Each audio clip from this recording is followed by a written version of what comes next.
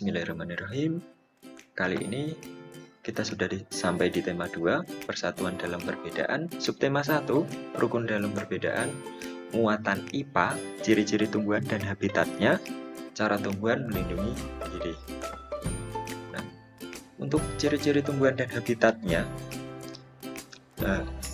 kita perlu tahu terlebih dahulu habitat itu apa. Habitat adalah tempat suatu makhluk hidup tinggal dan berkembang biak.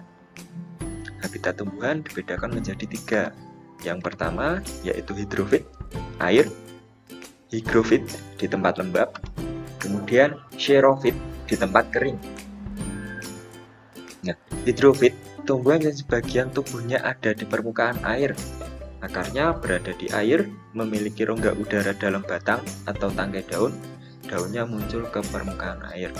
Untuk ciri-cirinya, yang pertama, daunnya muncul ke permukaan air. Yang kedua, memiliki jumlah stomata atau mulut daun yang banyak, stomatanya banyak. Yang ketiga, memiliki rongga udara dalam batang atau tangkai daun. Yang keempat, memiliki akar yang kecil dan juga ringan. Yang terakhir, akar dapat mengambil oksigen dalam air. Oh iya, tadi contohnya itu ada bunga teratai, ada ejeng gondok, kemudian ada songgolangit. Selanjutnya, higrofit, tumbuhan yang hidup di daerah lembab. Tumbuhan ini biasanya di hutan hujan tropis dan rawa-rawa rumput, di mana akarnya selalu berada di tanah yang lembab. Untuk ciri-cirinya, tubuhnya terdiri atas bagian-bagian akar, batang, dan daun. Batangnya pada umumnya tidak tampak karena terdapat di dalam tanah. Memiliki daun lebar dan tipis. Kemudian ciri yang terakhir, daunnya yang muda umumnya melingkar atau menggulung. Contohnya ini ada lumut dan biasanya paku-pakuan. Kemudian xerofit, tumbuhan yang hidup di daerah yang kering. Ciri-cirinya, tumbuhan ini memiliki daun tebal, sempit, kadang-kadang berubah bentuk menjadi bentuk duri, sisik, atau bahkan tidak mempunyai daun. Batangnya tebal dan mempunyai jaringan untuk menyimpan air. Seluruh tubuhnya dilapisi oleh lapisan kutikula atau lapisan lilin. Ini bertujuan untuk mengurangi penguapan. Akarnya panjang dan tersebar luas. Contohnya ini ada kaktus, ada lidah buaya, kemudian ada lagi kurma. Selanjutnya kita akan belajar tentang adaptasi dari makhluk hidup. Untuk dapat bertahan hidup, tumbuhan perlu menyesuaikan dan melindungi diri. Bagaimana tumbuhan tersebut dapat beradaptasi dengan lingkungan? Kalian harus tahu adaptasi itu apa. Adaptasi adalah ciri-ciri khusus yang dimiliki tanaman atau tumbuhan untuk hidup pada tempat atau situasi tertentu.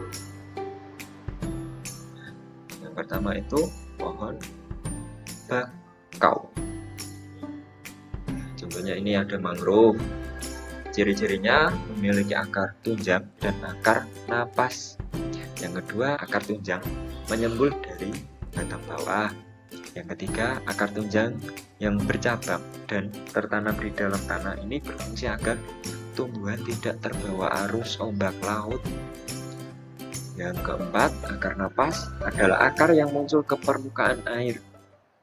Fungsi akar napas mengambil udara karena kandungan oksigen dalam perairan berlumpur itu sedikit. Nah, hutan mangrove kan tumbuhnya di pesisir. Nah, di pesisir itu di lumpur oksigennya sedikit, makanya di mangrove itu memiliki akar napas untuk mengambil oksigen. Makanya akar napas ini berada atau muncul di permukaan air. Selanjutnya ada pohon bambu. Pohon bambu ini mempunyai bulu-bulu halus yang tajam. Bulu yang tajam terdapat pada batang. Bulu tersebut melekat kuat dan dapat menyebabkan gatal. Ini biasanya siapa yang mengambil bambu di sekitar pekarangan itu ada bulu-bulu kecil halus kayak jarum tapi lebih kecil dan pendek ya. Itu bisa bikin gatal. Nah, cara menghilangkan gatalnya biasanya diusapkan ke rambut kepala. Yang selanjutnya bunga mawar. Bunga mawar ini melindungi diri dengan tumbuhnya duri di batangnya.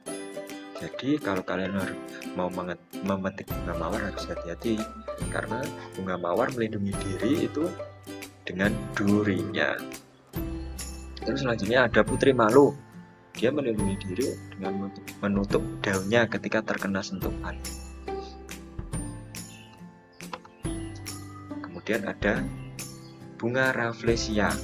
Bunga rafflesia ini mengeluarkan bau busuk. Bau busuk itu untuk menarik perhatian serangga. Itu biasanya lalat. Karena lalat itu lebih tertarik dengan bau busuk. Kemudian serangga yang hinggap dapat membantu penyerbukan dari bunga rafflesia. Kemudian ada kecubung. Kecubung ini melindungi diri dengan mengeluarkan racun yang menyebabkan halusinasi. Nanas melindungi diri dengan duri yang tumbuh di tubuh. Di tubuh pohon nanas itu ada duri, kemudian di daunnya juga ada duri. Jadi harus hati-hati semisal mau mengambil buah nanas. Pohon karet. Pohon karet melindungi diri dengan mengeluarkan getah ketika batangnya disayat. Namun getah ini bisa dimanfaatkan biasanya untuk membuat karet atau ban mobil motor. Kuis. Untuk kuisnya,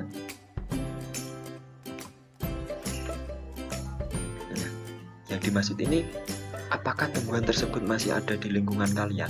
Nah, yang dimaksud tumbuhan tersebut itu adalah gambar yang itu kelihatan besar itu masih adakah? Itu pohon apa? Nah, nama dari tumbuhan tersebut adalah. Kemudian bagaimana tumbuhan tersebut melindungi diri? Nah, ciri-ciri dari tumbuhan tersebut adalah, kalau kalian lupa, tadi pohon ini sudah ada di materi tadi. Coba kalian ingat-ingat kembali. Atau boleh videonya diputar kembali biar nanti bisa menjawab pertanyaan kuis tersebut. Oke, terima kasih. Akhir kata, wassalamualaikum warahmatullahi wabarakatuh.